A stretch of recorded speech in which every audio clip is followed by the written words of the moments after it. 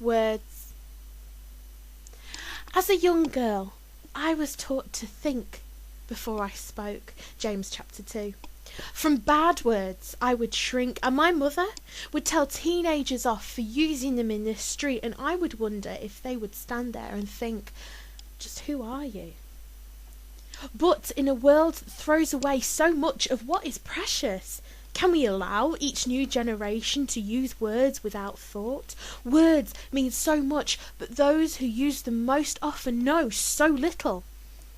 In a world where we now abbreviate on a day-to-day basis, we allow stupidity and ignorance to cultivate. We say FML at something less than what deserves real hate.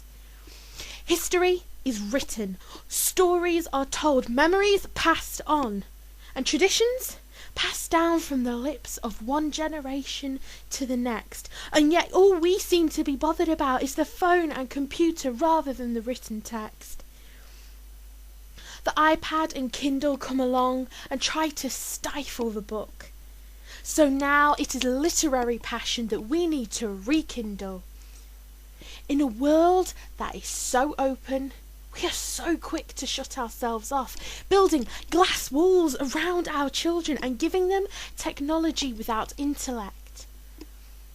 Words are to be cherished, like falling stars and true love's kisses. And expletives, well, they're allowed every now and then, but to emphasise, not demoralise. We need to stand tall and strong and listen to generations past who speak through word and song. History is a cycle of mistakes, and maybe if we were to listen, changes could be made and our ancestors' debts finally paid.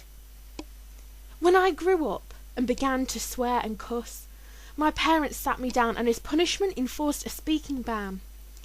I would sit and sulk and try to come up with some cunning plan, but it was futile, and my lips would be sealed for half an hour, the ban rigidly enforced by the man. Now I think of something wise that I once heard, that we all have freedom of speech, but it is the consequences that we have to live with and others die for. I mourn for what lays just within man's reach if he were to take one moment, stop with bloodshed and war and just listen and appreciate.